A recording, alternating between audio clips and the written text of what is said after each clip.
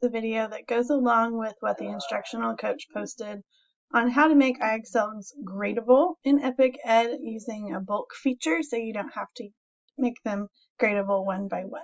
So I'm going to do my 5th grade math because I know there's a lot of IXLs in there. So I'm going to click Editor. I'm going to click Activity List. And I already kind of tested this, so you're going to type IXL in this box. I'm going to check all, and then I'm going to check to make sure that all of these are actual IXLs, not images or files or lessons or other things. I'm going to come up to the pencil icon. I'm going to select Activity is Gradable.